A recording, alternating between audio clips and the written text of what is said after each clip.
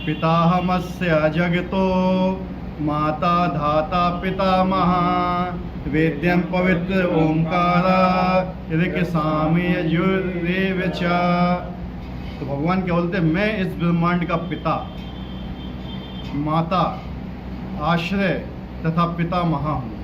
मैं ज्ञेय, जानने योग्य, शुद्धिकर्ता तथा ओंकार हूँ। मैं ऋग्वेद, सामवेद तथा यजुर्वेद भी हूँ। तो भगवान अपने बारे में बता रहे हैं। इससे पहले भी भगवान ने 16वें श्लोक में क्या बताया था, अहम कितो अहम यज्ञ स्वधा अहम औषधम मंत्रो अहम मेवाज अहम अग्निर अहम हुतम। ये 8 चीज़ें बताई थी 16वें श्लोक में भी भगवान ने कि मैं ये हूँ। अभी यहाँ पे भी भगवान बता रहे हैं क्या चीज़ें, 8 चीज़ें बता रहे हैं। क्या होता है कि मैं इस ब्रह्मांड का पिता हूँ। क्या बोला है?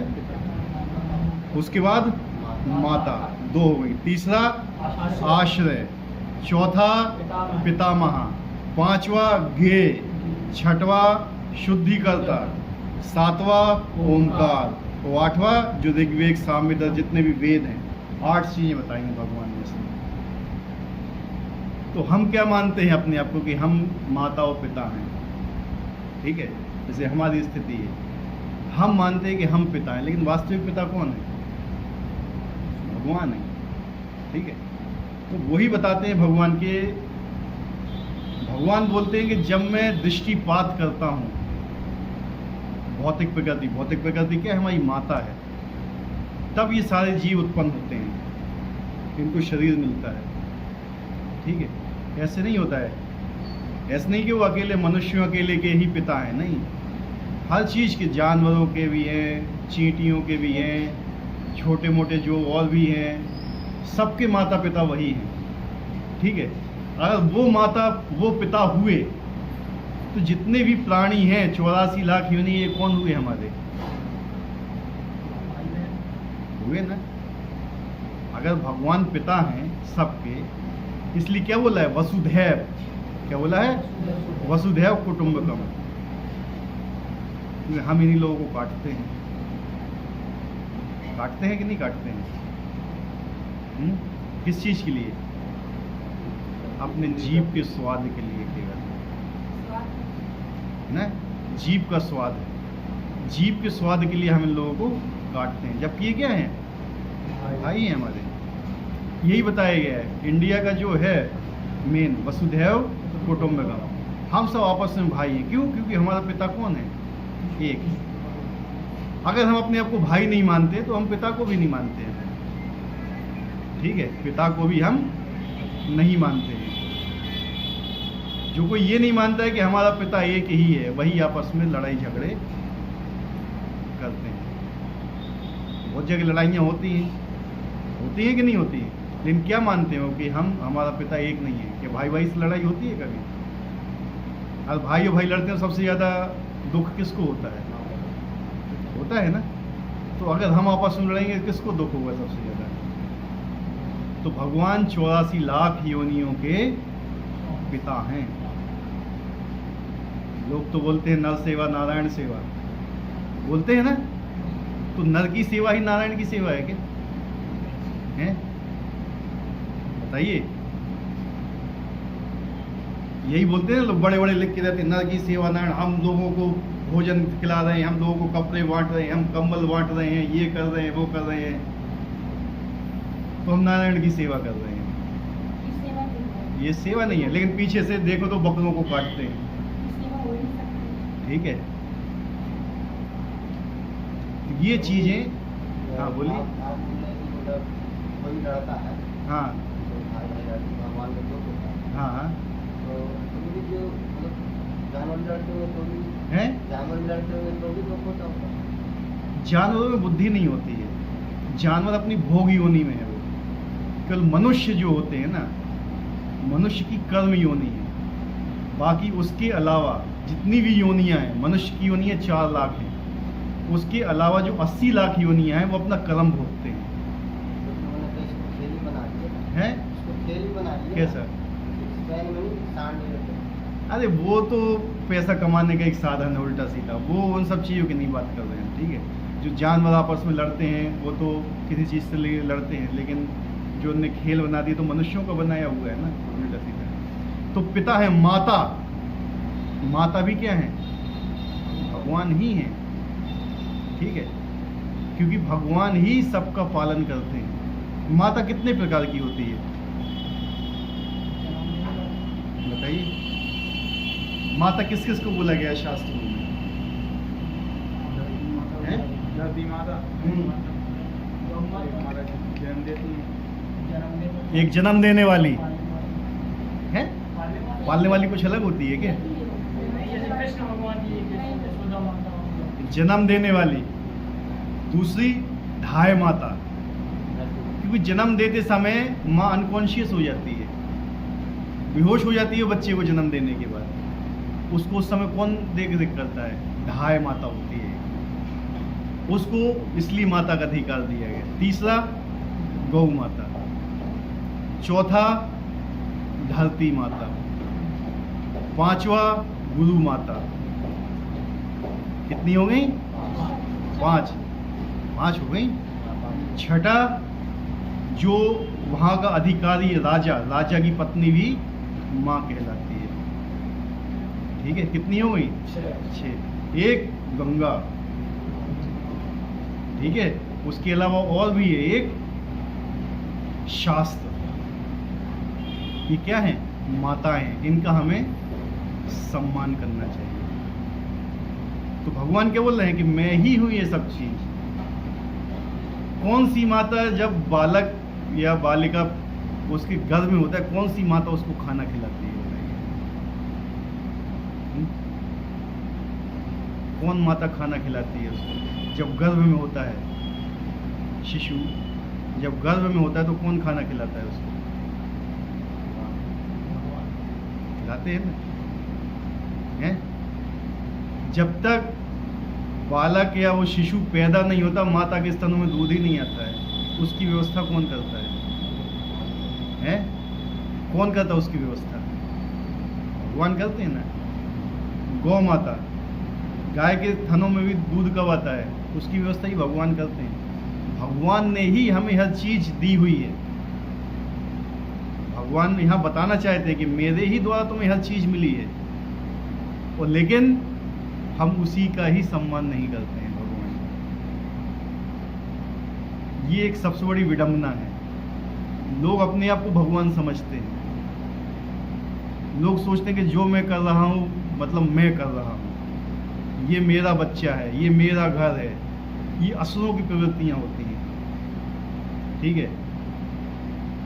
आएगा अभी आगे 17वें 18वें 16वें 17वें श्लोक में आएगा, अध्याय में असुरों की प्रवृत्ति है। असुर और सुर में क्या अंतर होता है?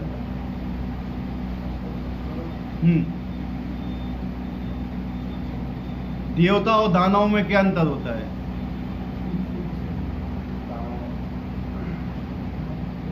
राक्षसों में और देवताओं में क्या अंतर होता है?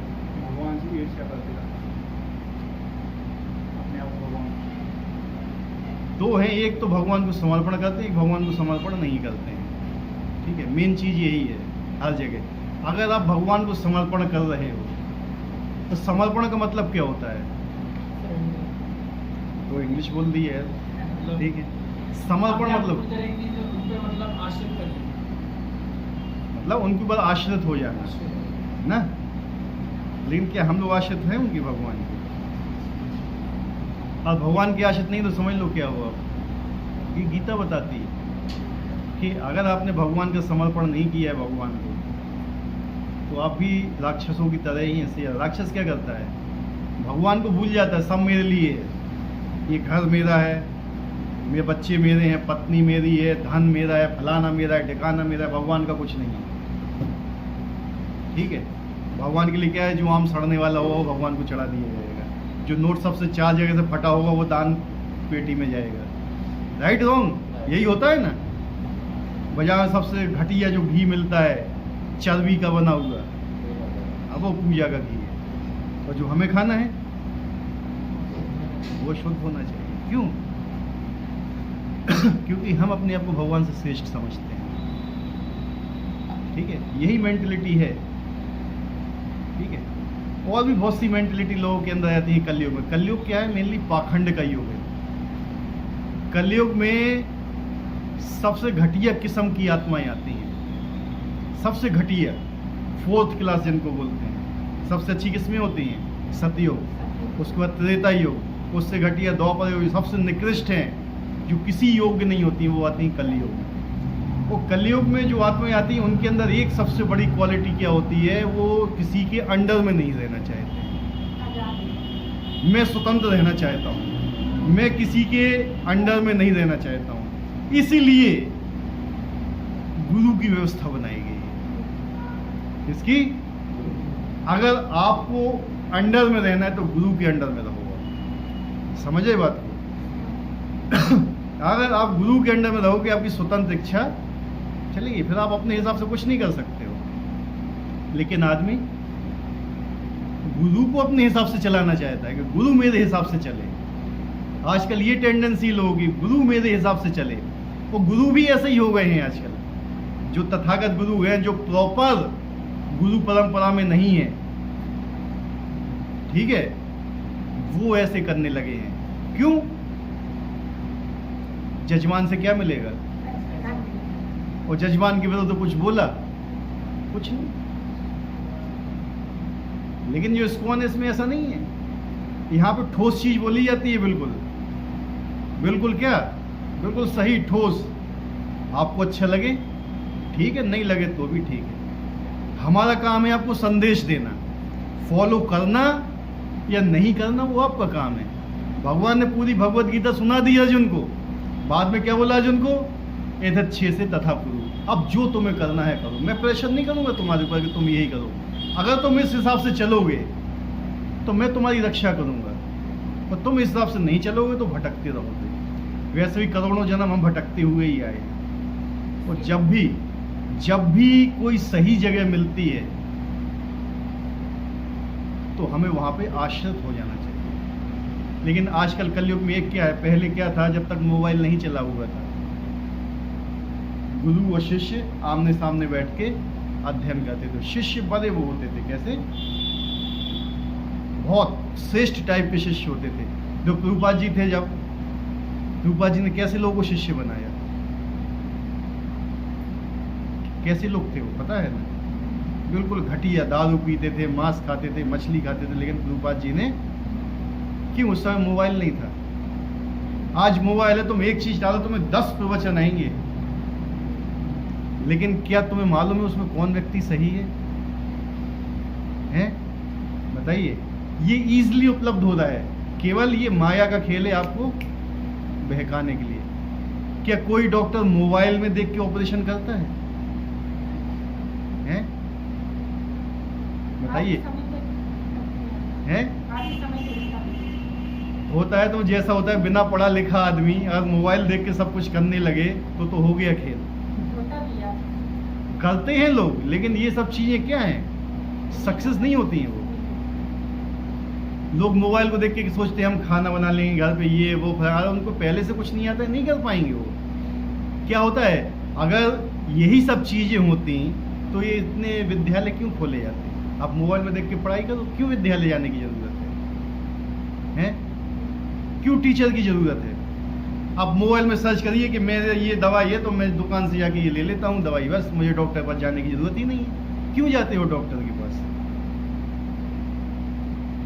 हैं? लेकिन जब अपनी आत्मा का सवाल आता है, हम मोबाइल खोल लेते हैं। और मोबाइल में पता नहीं, देखो क्या होता है, जब भी एक लंबे एरिया में प्रवचन दिया जाता है, मोबाइल में जो आते हैं वो कैसे आते हैं, बहुत भीड़ में जो प्रवचन दे रहे हैं, तो भीड़ में जो प्रवचन दिया जाता है वो किसी विशेष व्यक्ति के लिए नहीं दिया जाता है।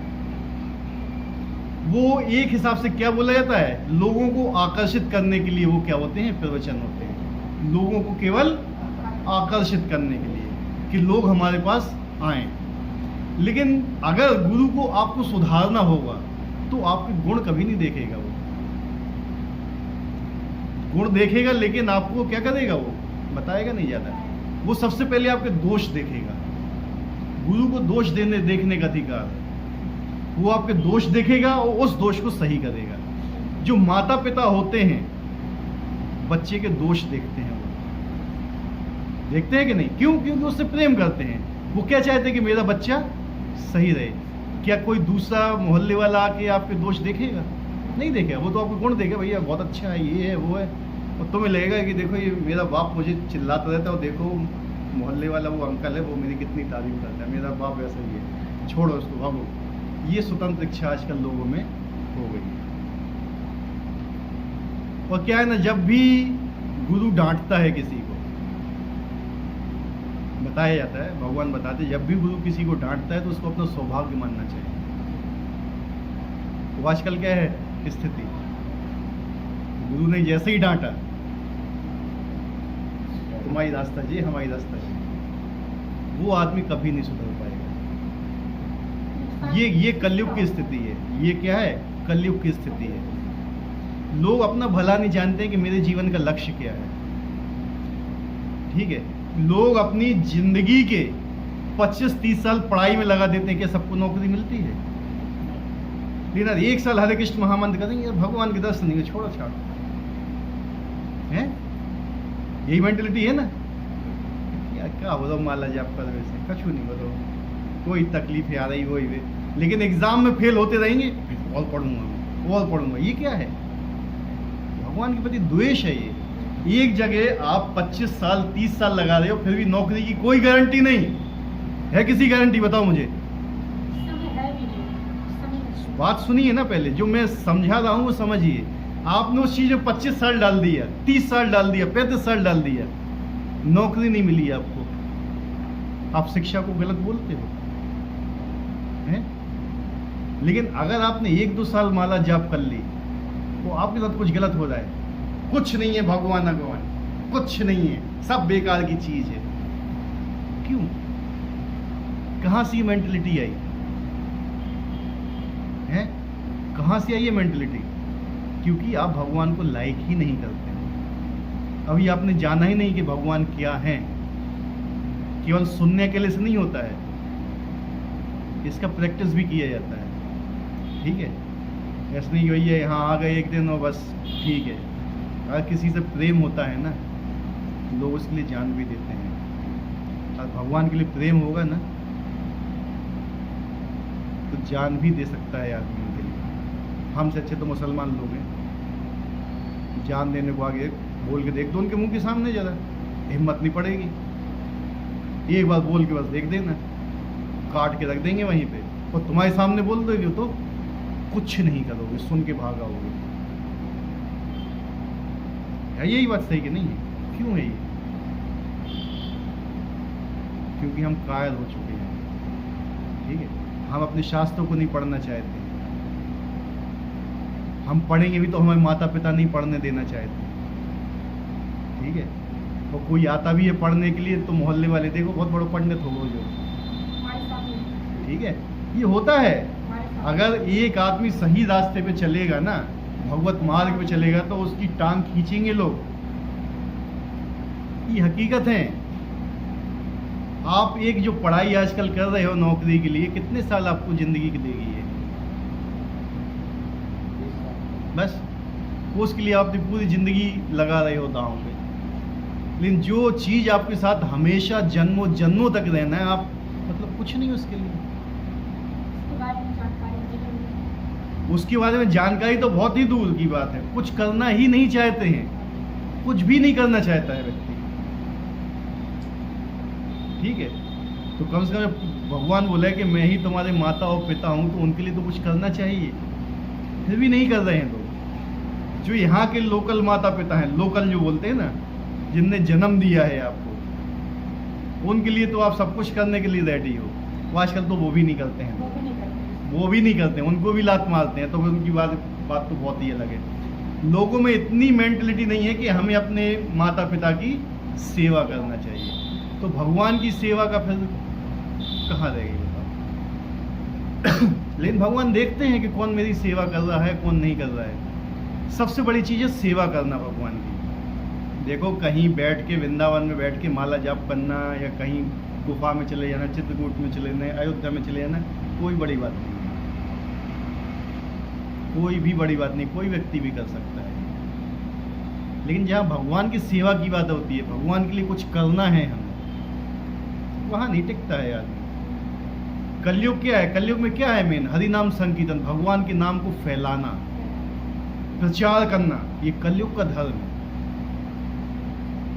ठीक है, लेकिन अगर आप अपना धर्म छोड़ के कहीं ऐसी जगह पे जाके बैठ के भजन अकेला करना चाहते हो, करिए भजन, भगवान उससे प्रसन्न नहीं होते हैं। क्यों? मैनू पेटू हाउ मैं न देव काऊ, समझ रहे? अपने लिए सोच रहा है वो केवल। किसके लिए? उसे दूसरे की चिंता नहीं है कि मेरा भाई नरक में जा रहा है, उसकी चिंता है ही नहीं उस चीज की। ऐसे व्यक्ति को क्या बोलोगे आप? वो होते हैं, क्या बोलते हैं उनको? भजनानंदी। भजनानंदी क्या होते हैं? जो स्वयं भजन में आनंद लेते हो ना, किसी दूसरे से मतलब नहीं है। हम किसी से ना तो बात करेंगे, हमें किसी से कोई मतलब नहीं है। हमें क्या है, सुबह अपना भजन करो, खाओ पियो, शाम को भजन करो, सो जाओ, फिर भजन करो, बस। भगवान इसको कभी लाइक नहीं करते। लाइक करते भी हैं तो उतना लाइक नहीं करते हैं जितना व्यक्ति उसको करते हैं जो प्रचार कर रहा है। इसलिए बोला है भगवान ने खुद 1869 में, देख लो, जो मेरे संदेश को किसी दूसरे व्यक्ति के पास पहुंचाता है, उससे ज़्यादा श्रेष्ठ ना तो कोई था, ना है और ना रहेगा मेरे लिए। हम तो खूब बोलते रहे कि मैं भगवान से प्रेम करता हूँ, आई लव यू, मैं भगवान को बहुत प्रेम करता हूँ। भगवान क्या बोलते हैं? मैं इसको नहीं चाहता। आप किसी लड़की के पास जाओ, उसे कहो आई लव यू, वो कहीं भाग जाए इधर से, क्या मतलब हुआ? आप भगवान से बोल रहे हो कि भगवान मैं आपसे प्रेम करता हूँ, भगवान क्या मैं आपसे प्रेम नहीं करता हूँ, मतलब क्या हुआ? लेकिन जब आप भगवान के लिए सब कुछ कर रहे हो, शिल प्रभुपाद जी बोलते थे कि हमें भगवान को देखने का प्रयास नहीं करना चाहिए। लोग आजकल क्या है, हमें भगवत दर्शन हो जाए बस बहुत है, समझ रहे? भगवत दर्शन तो दुर्योधन को भी हुए थे, मतलब था वो। भगवत दर्शन तो रावण को भी हुए थे, भगवत दर्शन तो कंस को भी हुए थे, बदला। शील प्रभुपाद ने बोला था कि ऐसा करो कि भगवान तुम्हें स्वयं देखने आए। तुम्हें भगवान को देखने का प्रयास नहीं करना है, लेकिन करना ऐसा है कि भगवान स्वयं तुम्हें देखने आए कि कौन है ऐसा व्यक्ति जो मेरे पीछे इतना पड़ा हुआ है। लेकिन ये किसी में नहीं है मेंटलिटी, कोई सेवा नहीं करना चाहता है। सबसे बड़ी बात तो ये है भगवान की। और सबसे बड़ी चीज है कि अगर आपको भगवान की सेवा मिलती है तो अपना अहोभाग्य समझना चाहिए कि हमें भगवान की सेवा मिल रही है। ठीक है, तो ये चीज कलयुग में मेन है कि हमें भगवान की सेवा, क्या बोला है उसमें ब्रह्म संहिता में, हजारों लक्ष्मियां खड़ी हैं वैकुंठ में, काम नहीं है कुछ। भगवान को देख के केवल साफ करती रहती हैं कि भगवान ये देखें कि फ्री नहीं है, कुछ ना कुछ करती रहेंगी। लेकिन यहाँ पे सेवा मिलने के बावजूद भी हम नहीं करते हैं, ये सबसे बड़ी बात है। तो ये चीज हमें समझना चाहिए कि मेन चीज है भगवान की सेवा। अगर बाई चांस आप बहुत जाप कर रहे हो, दो टाइप के लोग मिलते हैं नाम जाप कराने वाले। भगवान का नाम जाप करो, नाम जाप करो, नाम जाप करो। उद्देश्य क्या है नाम जाप करने का, कभी सोचा? किस लिए नाम जाप कराते हैं, बताइएगा कोई? किसकी शांति के लिए? खुद की शांति चाहिए हमें, है? अपने शुद्धिकरण से क्या होगा तुम्हारे?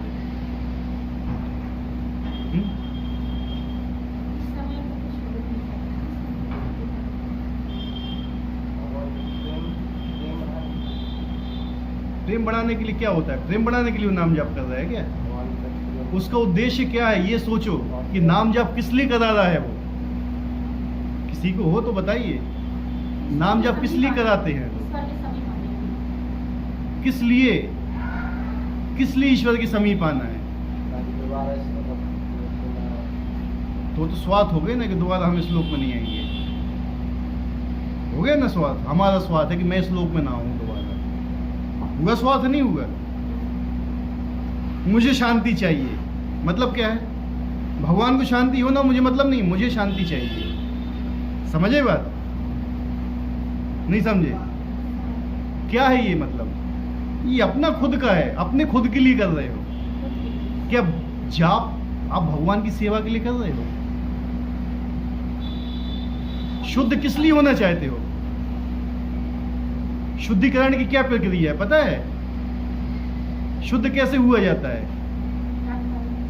नहीं है ना जानकारी। शुद्ध होने का उद्देश्य क्या है?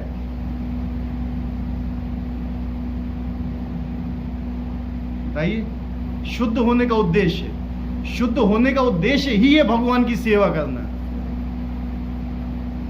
ठीक है, आप स्नान करने से शुद्ध नहीं होते हो। कभी ये समझ लेना कि हम स्नान करके आ गए, तिलक लगा लिया, आप शुद्ध नहीं हुए। वो शुद्धिकरण की प्रक्रिया होती है।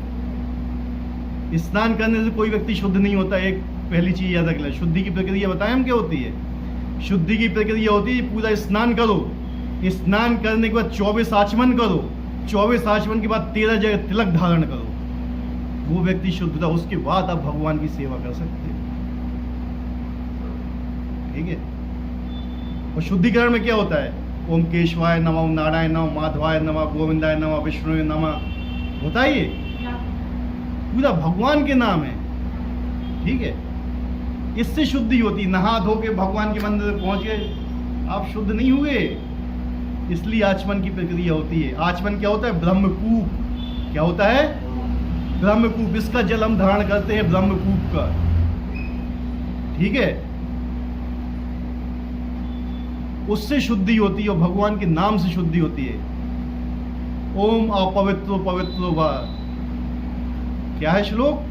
सर्व अवस्था या स्मृत पुंडरीकाक्ष सा बाह्य अंतर्भ्याम शुचि। केवल भगवान के नाम से ही शुद्धता होती है। और शुद्ध होते किस लिए हैं? भगवान की सेवा कर रहे हैं। हमें शुद्ध नहीं होना है। हम अपने लिए क्यों भगवान का नाम यूज कर रहे हैं? शुद्ध होने के लिए। अगर आप भगवान की सेवा करना चाहते हो, लोग तो भैया हम शुद्ध हो गए बस काम खत्म। ये क्या है ना, ये एक आसुरी प्रवृत्ति है।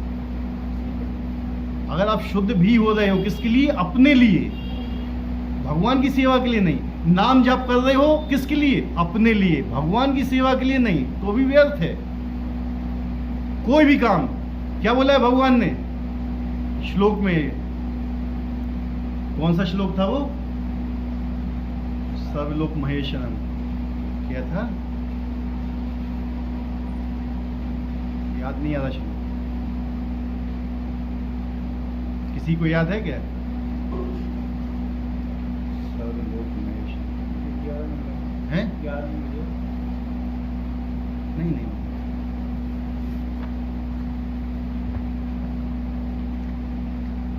उसका शुरुआत नहीं याद है मुझे, पूरा याद है श्लोक को।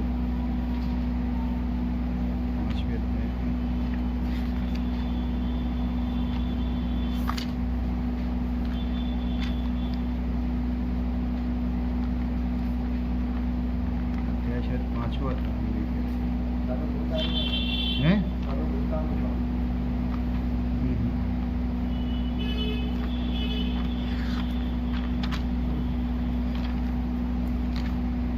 भोक्ताराम यज्ञ तपसाम सर्वलोक महेश्वरम 5:29।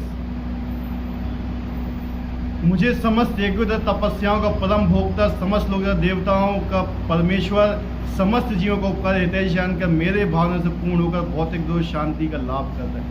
भोग तराम यज्ञ तसम, यज्ञ हैं जितने भोग हैं, जितनी तपस्या, उसका स्वामी कौन है? भगवान स्वयं। हम नहीं है उसके स्वामी। हिरण्यकश्यप ने कितनी बड़ी तपस्या की थी? 36,000 साल तक। भगवान खुश हुए थे? रावण ने कितने साल तक तपस्या की थी? भगवान खुश हुए? नहीं हुए। क्यों नहीं हुए? तपस्या हर व्यक्ति कर रहा है। 25-30 साल तक आप पढ़ाई करते हो, क्या वो तपस्या नहीं है? किसके लिए कर रहे हो? कर रहे हो ना। तो ये आसुरी प्रवृत्ति है अगर आप अपने लिए कर रहे हो। लेकिन वही चीज अगर भगवान की प्रसन्नता के लिए कर रहे हो तो फिर वो चीज अलग हो जाती है। ठीक है, ये देखिए कि आपका उद्देश्य क्या है कोई चीज करने के पीछे। करते तो हर आदमी हर चीज है, उद्देश्य क्या है? उद्देश्य ही मैटर करता है हर चीज का। कुछ भी आप कर रहे हो लेकिन उसके पीछे उद्देश्य क्या है कि नहीं? तो माता पिता को मालूम ही नहीं है तो क्या है? ठीक है, तो जब असली माता पिता सिखा रहे हैं, इसलिए तो बोला है कि मैं ही माता मैं ही पिता हूँ। अब वो सिखा रहे हैं तो उनकी तो मानो, फिर भी नहीं मानते हैं लोग। और भगवान क्या बोलते हैं, मैं ही आश्रय हूं, मैं ही पितामह हूं। आश्रय, हर चीज का आश्रय। इस धरती का आश्रय कौन है? धरती को किसने उठा के रखा है? तो शेषनाथ जी को किसने उठा के रखा हुआ है? भगवान ने रखा है ना, कच्छप स्वरूप में। तो किसने भाल लेके रखा है? और हमने तो ये बिल्डिंग बनाई है, अरे बढ़िया, लेकिन ये नहीं देख रहे कि आश्रय किसका है। ठीक है, पितामह, बोले मैं पितामह हूं, माता पिता से भी बड़ा पितामह। ठीक है, तो जितना प्रेम भगवान करते हैं, जो दादा दादी नाना नानी प्रेम करते हैं ना अपने बच्चों के बच्चों को, अपनी लड़की के बच्चों को, उतना प्रेम माता पिता भी नहीं करते। भगवान हमें बहुत प्रेम करते हैं, लेकिन हम क्या देते हैं भगवान को?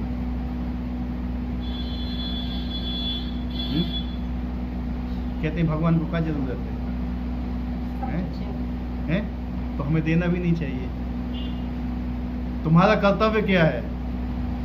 अपना कर्तव्य भी तो देखो। ठीक है, जो आदमी तुम्हारे लिए सुबह से सूरज निकालता है, हवा चलाता है, तुम्हारे लिए बारिश लेके आता है, तो उस व्यक्ति के लिए कुछ नहीं। उसके आगे क्या बोलते हैं भगवान? मैं ही गे है जानने योग्य।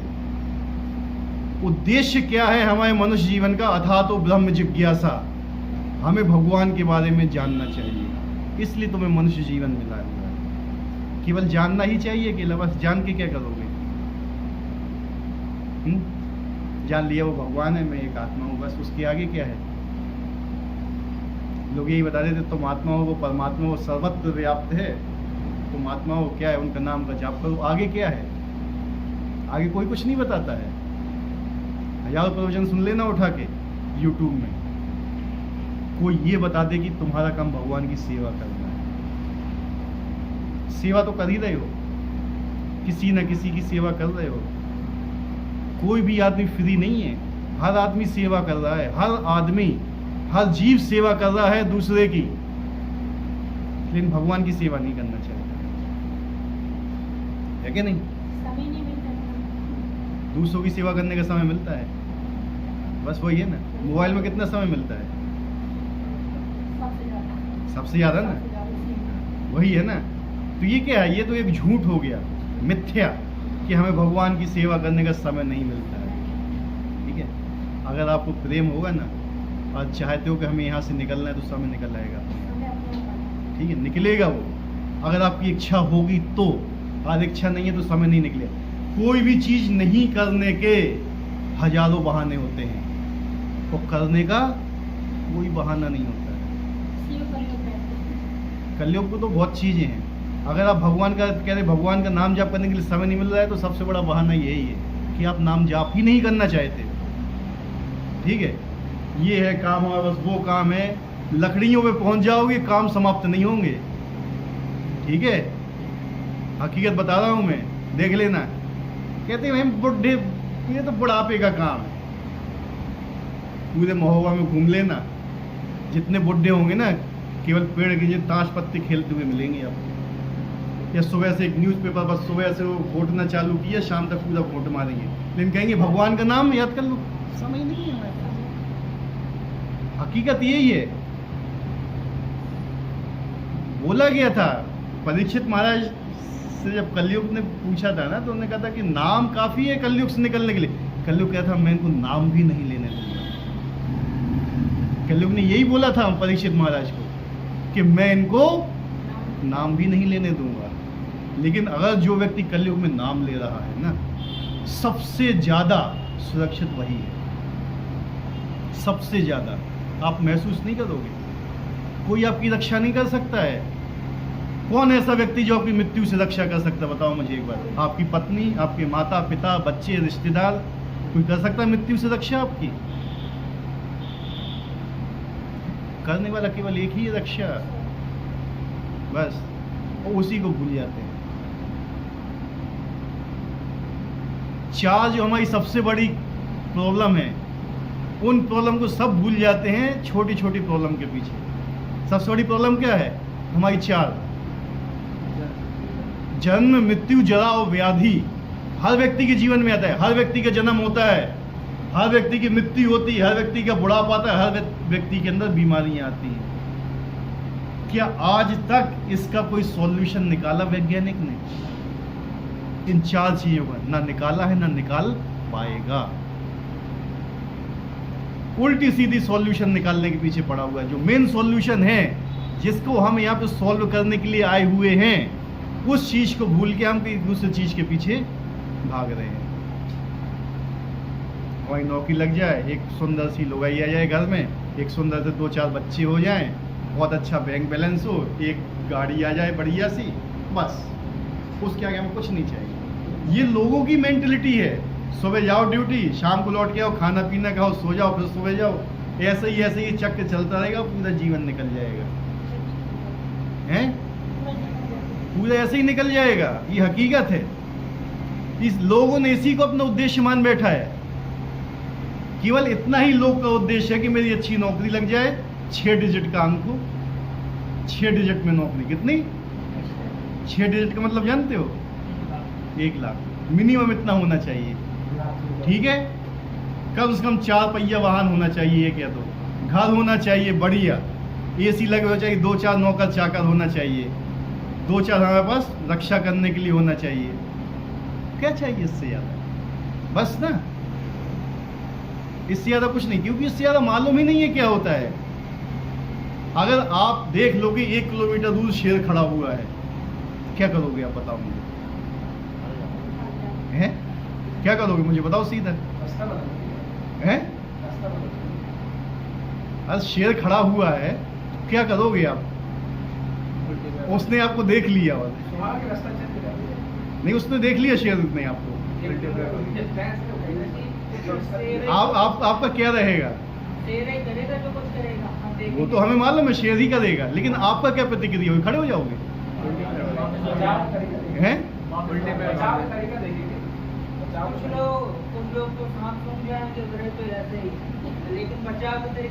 लेकिन जो मृत्यु नामक शेर आपके पास में खड़ा हुआ है, वो दिख रहा है आप लोगों को? वो नहीं दिख रहा है। आप रास्ता नहीं बदलोगे हैं? क्यों प्रभु? दिखता नहीं है, लेकिन कौन कहता नहीं दिखता है? हैं? जिस समय आपका जन्म होता है उस समय मृत्यु का भी जन्म हो जाता है। ये सेकंड की सुई देख रहे हैं ना, जितनी आगे बढ़ रही है मृत्यु उतनी समीप आ रही है आपकी, नहीं दिख रही है? हैं? यही चीज़ है ना कि ये 4 चीज़ें जो हमने बोली है ना आपको, ये समझ में नहीं आता है। यही चीज़ यक्ष ने पूछा था युधिष्ठिर महाराज से। हर आदमी यही सोचता है कि सब तो मरने वाले, लेकिन मैं कभी नहीं मरूंगा। सबसे बड़ा आश्चर्य बोला था इस दुनिया का। ठीक है, यही मेंटलिटी लो, मैं मुझे थोड़ी मरना है, सब मर जाएंगे, मैं तो जिंदा रहूंगा। ये असुरों की प्रवृत्ति है। क्या आपने मृत्यु से बचने का प्रयास किया है? किस चीज से बच सकते हो? जन्म, मृत्यु, जरा, व्याधि से। वो है मेन बुद्धिमान व्यक्ति, जो जानता है कि हमारी मूल परेशानियां क्या हैं, मूल संकट क्या है हमारे, वो हमें उनसे कैसे बचना है। नहीं बचोगे तो अगले जन्म भी नौकरी पीछे भागोगे, अगले जन्म भी फिर नर्सरी KG से पढ़ाई करोगे, फिर भागते रहोगे, हैं? फिर डांट खाओगे, फिर गालियाँ सुनोगे, फिर किसी से शादी करोगे तो डब्बे में बंद करके तुम्हें सीमेंट के साथ फेंक देगी कहीं पे, हैं? कोई हनीमून के लिए ले जाएगी, वहाँ पे काट पीट के मरवा के डाल देगी, हैं? यही हो रहा है ना आजकल, बार बार यही होगा। हैं? चाहते हैं ना हम तो यही चाहते हैं ना। तो कम से कम ऐसी चीज़ से बचने के लिए कोई नहीं सोचता है कि ऐसी चीज़ों से हम बचें। क्या आ गया जमाना, सोचो। कभी सती स्त्रियां हुआ करती थी, आज अपने ही आदमी को मार रही हैं। ठीक है, मनुष्य भी ऐसे ही हो रहे हैं। इसका कारण केवल एक ही है, क्या? छोटा सा जेब में डला है। हाँ, बस एक ही चीज़ है, सब कुछ मिल जाएगा उसमें। घर बैठे कमरे में घुस जाओ, बस पूरी दुनिया आपके सामने है। इंटरनेट, अंतरजाल, एक इंद्रजाल बोला जाता है ना इसको, इंटरनेट क्या है? हैं? जाल है ये फंसाने वाला। रिलायंस ने फंसाया था, 1 साल फ्री में दिया, समझ रहे? अब फिर उसके बाद जब एडिक्ट हो गए उस चीज के, लोगों को एक भगवत गीता कितने की पड़ती है प्रभु ये? हैं? अजय प्रभु, एक भगवत गीता 250 की पड़ती है ना? मोबाइल कितने का पड़ता है? भगवत गीता खरीदने के लिए अब बहुत महंगी है, राइट रॉन्ग? और मोबाइल खरीदने के लिए 3 महीने 1 महीने का चार्ज भी जो कटता है ना बात करने का, वो भी ज्यादा है इससे, ठीक है? फिर भी लोग ही नहीं लेना चाहता। मतलब क्या है? हमें पसंद ही नहीं है। क्या? पढ़ना ही नहीं है। क्यों? इंटरेस्ट ही नहीं है। लेकिन मोबाइल से इंटरेस्ट है। घर में एक भगवत गीता पहुंच गई, हमारे घर में भगवत गीता है, मोबाइल कितने हैं आपके घर में? सोचा कभी? हर व्यक्ति के पास 1 होगा या 2 होंगे, लेकिन भगवत गीता रखी है, हमारे घर तो रखी है, हमें जरूरत नहीं है। ये लोगों की मेंटल, क्योंकि भगवान से ईर्ष्या करते हैं। हमें पसंद ही नहीं ये चीज़, हमें वो चीज़ पसंद है जो हमें बिगाड़ेगी। पानी क्या है ना, ऊपर से नीचे जाता है। ऐसी जो हमारी प्रवृत्ति है ना, जो जीव की, वो भी ऊपर से नीचे जाने की होती है, गर्त में जाने की। हम कितना गलत काम कर सकते हैं, उसमें ज़्यादा मन लगेगा हमारा, अच्छा काम करने में मन नहीं लगेगा। ठीक है? तो ये बेसिक चीज़ें हैं पता मनुष्य जीवन की। मनुष्य को ये समझना चाहिए कि हमें ये जन्म किस लिए मिला हुआ है, और केवल यही एक जन्म है जिसमें हम यहाँ से निकल भी सकते हैं। लेकिन वो निकलने का चक्कर तो छोड़, हम और उल्टे सीधे चक्करों में फंसे रहते हैं। जिसने आपको 24 घंटे दिया उसको 24 मिनट तो दो यार कम से कम। क्या कृतज्ञता है आपकी, हैं? कितना प्रेम करते हो भगवान से। तो कोई भगवान है ही नहीं है, मर गो वो तो हैं। रामचंद्र जी तो चले गए थे पानी के अंदर, नदी के अंदर चले गए, खत्म। किशन जी आते थे तो उनके पाँव में मारो बाण, वे भी खत्म। अब कोई भगवान नहीं, हम है भगवान। यही सोचते हैं लोग, मेंटलिटी यही है लोगों की। पढ़ना नहीं चाहते हैं। भगवत गीता पढ़ने को लोग रोज 1 श्लोक पढ़ोगे ना, समय नहीं मिलता है। निकलता है सबसे पहले यही शब्द है कि मुझे समय नहीं मिलता है। समय सबके पास 24 घंटे है। उसी 24 घंटे में आदमी सीरियल किलर भी बन सकता है, उसी 24 घंटे में आदमी प्रधानमंत्री बन सकता है, ठीक है? उसी 24 घंटे महापापी भी बन सकता है, उसी 24 घंटे महात्मा भी बन सकता है। मेन चीज़ क्या है? समय को यूज़ करना आना चाहिए। हम समय को यूज़ नहीं करते हैं, हम अपना समय बर्बाद करते हैं केवल छोटी सी चीज़ में, ठीक है? तो ये सब चीज़ें याद रखिए कि मतलब कलयुग में फिसलना कितना आसान है। फिसलने के लिए बहुत सी चीज़ें मिल जाएंगी आपको, संभालने वाला कोई नहीं मिलेगा। जो संभालने वाला मिलेगा भी ना, तो माया उसको टिकने नहीं देगी। आपके साथ पता है कि यहाँ से आपको उद्धार हुए, तो माया वहाँ आपको टिकने नहीं देगी। माया कहेगी यहाँ से इसको भगाओ। क्यों? माया नहीं चाहती कि आप भगवान की शरण में जाओ, तो कहेगी हमारी सेवा करो, है कि नहीं? आजकल जो शादियाँ होती हैं किस लिए होती हैं? यही चक्कर है। पत्नी कहती है कि ये मेरी सेवा करे, पति बोलता है कि वो मेरी सेवा करे। वो किसी लड़की की नौकरी बन लगी और फिर देखो मुझे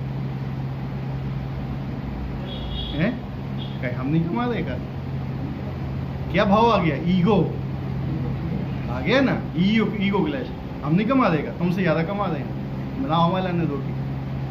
यही होती है बातें। तो ये सब क्या है? एक अहंकार आ गया। क्यों? सेवा भाव नहीं है। शादी किस लिए की फिर? सेवा भाव तो है ही नहीं तुम्हारा। सही बात है कि नहीं?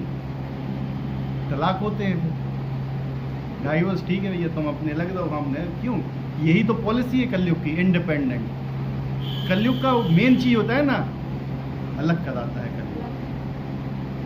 देखो जब कलयुग नहीं था तो सारे लोग साथ में रहते थे, तो कलयुग में देखो पहले संयुक्त परिवार हुआ, फिर और छोटा हुआ, मेरी पत्नी मेरे बच्चे, फिर बच्चे कहीं, पति कहीं, पत्नी कहीं, लड़की कहीं, लड़का कहीं, यही सब चीजें हैं, और छोटे होते जा रहे हैं। तो क्या हो रहा है इससे? लोग डिपेंड हो गए मोबाइल के ऊपर, टेक्नोलॉजी के ऊपर। आजकल के लोग टेक्नोलॉजी से लव करते हैं और मैन को यूज करते हैं। क्या करते हैं? मनुष्य को यूज करते हैं और टेक्नोलॉजी से प्रेम करते हैं। होना क्या चाहिए था? मनुष्य से प्रेम करो, टेक्नोलॉजी को यूज करो। उल्टा हो गया। लोग मोबाइल से कितना प्रेम करते हैं, कभी मांग के देख लो किसी का मोबाइल दे यार, इसका पिन कोड बताओ, नहीं बताएगा। जितना भी तुम्हारा सीक्रेट फ्रेंड हो नहीं बताएगा वो तुम्हें, है? पूछ के देख लेना इसका पासवर्ड क्या है, इतना ही पूछ लेना। वाइफ भी अपने हस्बैंड को पासवर्ड नहीं बताती है, हस्बैंड भी अपनी वाइफ को पासवर्ड नहीं बताता है। क्यों? क्या है? 4 चीजें। क्या है ये? 4 चीजें। कौन कौन सी है? किस चीज के लिए मना किया गया है कलयुग में?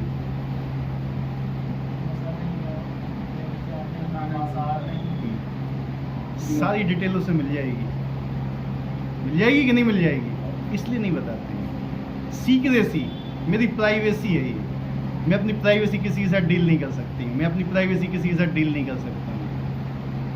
पति हो पत्नी हो, कोई प्राइवेसी डील नहीं करेंगे अपनी। क्यों? मानते ही नहीं है। केवल जो 7 फेर होते हैं किस लिए? केवल दिखावे के लिए होते हैं आजकल के, इसलिए तो काटा जाता है। यही हो रहा है। शादी करो तो संभल के करना है, इससे अच्छा है ब्रह्मचारी बन जाओ। ठीक है। तो ये कलयुग है भैया। कलयुग में इन सब चीज़ से बचना चाहिए। तो इसलिए भगवान ने यहाँ भगवद गीता दी है। भगवान इसलिए बताया कि मैं ही तुम्हारा सब कुछ हूँ, कम से कम मुझे तो जानो। मैं ही जानने योग्य, मैं ही माता हूँ, मैं ही पिता हूँ, मैं ही पितामह हूँ, मैं ही तुम्हारा रक्षा करने वाला हूँ, मैं ही यज्ञ हूँ, मैं ही वेद हूँ। हर चीज़ बताया हुआ है, फिर भी हम भगवान के ऊपर विश्वास नहीं करते हैं। ये हमारी सबसे बड़ी क्या है? दुविधा है, सबसे बड़ा अज्ञान है। जन्म भी हमारा ज्ञान हुआ, जब ज्ञान लेने की बात होती तो ज्ञान भी नहीं लेते हैं। शरीर भी अज्ञान का है, मन भी हमारा ज्ञान से भरा हुआ है, और फिर भी हम आगे नहीं बढ़ना चाहते। क्वेश्चन है किसी का?